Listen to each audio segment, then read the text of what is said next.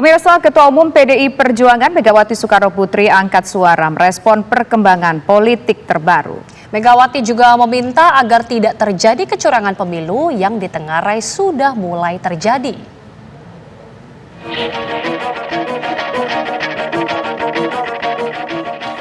Ketua Umum PDI Perjuangan Megawati Soekarnoputri berpidato politik menanggapi situasi politik terkini. Megawati mengapresiasi keputusan Majelis Kehormatan Mahkamah Konstitusi atas pelanggaran Kode Etik Hakim MK. Keputusan Majelis Kehormatan Mahkamah Konstitusi telah memberikan cahaya terang di tengah kegelapan demokrasi. Keputusan MK tersebut menjadi bukti bahwa kekuatan moral, politik kebenaran, dan politik akal sehat tetap berdiri kokoh meski menghadapi rekayasa hukum konstitusi. Kita semua tentunya sangat-sangat prihatin dan menyayangkan mengapa hal tersebut sampai terjadi. Megawati juga menyayangkan keputusan yang telah diambil Mahkamah Konstitusi soal batas usia Capres-Cawapres. Apa yang terjadi di Mahkamah Konstitusi akhir-akhir ini telah menyadarkan kita semua bahwa berbagai manipulasi hukum kembali terjadi. Itu semua akibat praktek kekuasaan yang telah mengabaikan kebenaran hakiki politik atas dasar nurani. Selain merespon soal keputusan Mahkamah Konstitusi, Megawati juga meminta agar jangan sampai terjadi kecurangan dalam pemilu 2024. Terus kawal dan tegakkan demokrasi. Itulah kewajiban kita sebagai warga bangsa dan bahkan menjadi keharusan setiap anak negeri dan bangsa agar tidak terjadi kesewenang-wenangan. Sebab kedaulatan rakyat harus terus kita junjung tinggi. Pemilu yang demokratis, yang jujur, adil, langsung, umum, bebas, dan rahasia harus dijalankan tanpa ada kecuali. Rakyat jangan diintimidasi seperti dulu lagi. Jangan biarkan kecurangan pemilu yang akhir ini terlihat sudah mulai akan terjadi lagi. Gunakan hak pilihmu dengan tuntunan nurani.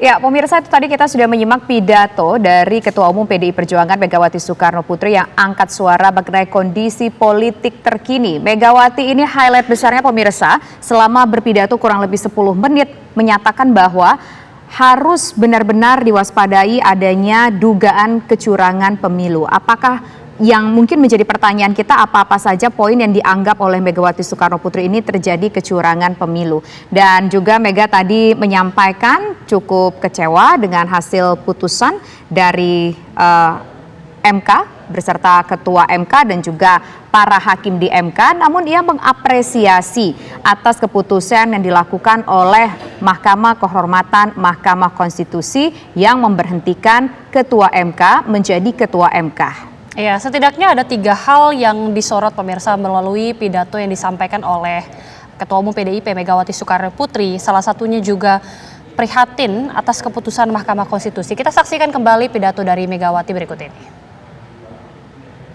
Atas rahmat dan karunia-Nya yang diberikan kepada kita semua pada momentum yang sangat baik ini, setelah mendengarkan dengan seksama terhadap apa yang terjadi dalam kehidupan politik kita masa sekarang dan mempertimbangkan segala sesuatunya dengan hati nurani yang jernih sebagai kontemplasi, maka saya memutuskan sudah tiba saatnya untuk berbicara dengan nurani, berbicara dengan tuntunan akal sehat, dan berbicara dengan kebenaran yang hakiki.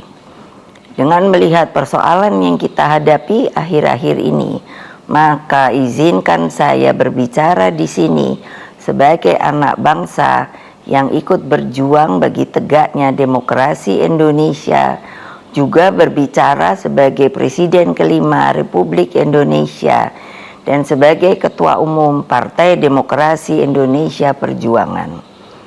Saudara-saudara sekalian, keputusan Majelis Kehormatan Mahkamah Konstitusi telah memberikan cahaya terang di tengah kegelapan demokrasi. Keputusan MK tersebut menjadi bukti bahwa kekuatan moral, politik kebenaran, dan politik akal sehat tetap berdiri kokoh meski menghadapi rekayasa hukum konstitusi. Kita semua tentunya sangat-sangat prihatin dan menyayangkan mengapa hal tersebut sampai terjadi. Berulang kali saya mengatakan bahwa konstitusi itu adalah pranata kehidupan berbangsa dan bernegara yang harus diikuti dengan seluruh-seluruhnya. Konstitusi tidak hanya ditaati sebagai sebuah hukum dasar tertulis, namun konstitusi itu harus memiliki roh yang mewakili kehendak, tekad, dan cita-cita tentang bagaimana bangunan tata pemerintahan negara disusun dan dikelola dengan sebaik-baiknya seperti yang dicita-citakan oleh para pendiri bangsa. Apa yang terjadi saat ini mengingatkan saya ketika sebagai Presiden Republik Indonesia saat itu diperintahkan melalui perubahan ketiga Undang-Undang Dasar 1945 yang diatur dalam pasal 7B, pasal 24 ayat 2 dan pasal 24C tentang dibentuknya Mahkamah Konstitusi. Dari namanya saja, Mahkamah Konstitusi ini seharusnya sangat-sangat berwibawa, memiliki tugas yang sangat berat dan penting guna mewakili seluruh rakyat Indonesia di dalam mengawal konstitusi demokrasi. Dengan perannya yang begitu penting, saya sangat serius menggarap pembentukannya.